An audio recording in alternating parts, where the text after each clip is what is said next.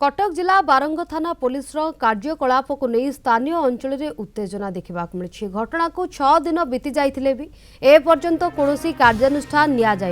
तेज चंडी प्रसाद गाँव युवक राकेश बेहरा को पुलिस हाजत में रखी अमानुषिक भाव में 3rd डिग्री निर्यातना देथिबा अभियोग होइछे। कटक मेडिकल में जीवन सह संग्राम करुछंती राकेश। वर्तमान तांकर अवस्था गुरुतर रही। घटना को नहीं शह शह उत्त्यक्त ग्रामवासी गतकाली बारंग थाना घेराव करने सहित रास्ता अवरोध करते। दीर्घ 7 घंटा धरी रास्ता अवरोध पर शेष में पुलिस चाप प्रयोग कर ग्रामवासी और परिवार सदस्यों को सेठारु घौड़ाई देथिला। घटना को चापी देवाई राकेश को परिवार को टंका सहित 2 पुओ को पुलिस रे चाकरी कराई देवा को प्रलोभन देखाइथिबा अभियोग होइछे। राकेश को न्याय देवा को एकाठी होइछंती 8 पंचायतर लोके।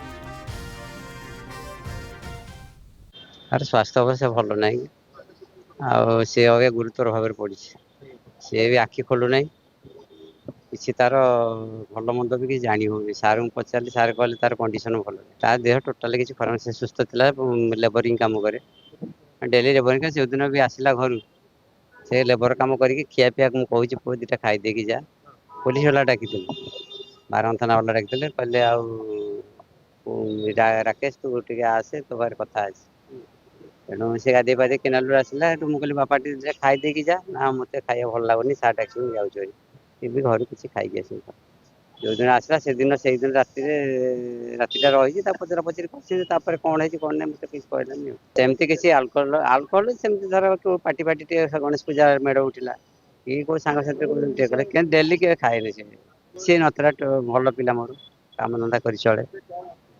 एवं तार स्वास्थ्य अवस्था ठीक ना जो पुलिस बाबू मैंने मो पुओ को बाड़े इंजुरी कर मरण सह संग्राम करुँची से पुलिस बाबू सस्पेंड हूँ मत उचित न्याय मिलू मु मोहन माझी सरकार को निवेदन कर मत उचित न्याय मिलू मो पुओ मत दरकार पुलिस दोष अच्छी काले मो पुओ मो आगे सत कथा कहीदे बोली मो पा को छाड़ूना पुलिस मो हजबैंड को कहते तो जहाँ आम जानतर हो कि अजाणतर भूल हो जाए आउ तुम जो टंका किसी रखी अच्छी आम पाखे नियो आ तुम सान पु ड्राइविंग करुच्ची बोली मुझे शुणुची तुम सान पु को आम डिपार्टमेंट रखू गाड़ी चलेब से आई शिखुले मत बोली मत कहते मो हजबैंड आम तो कहीपर ना थाना नवाटा सत्य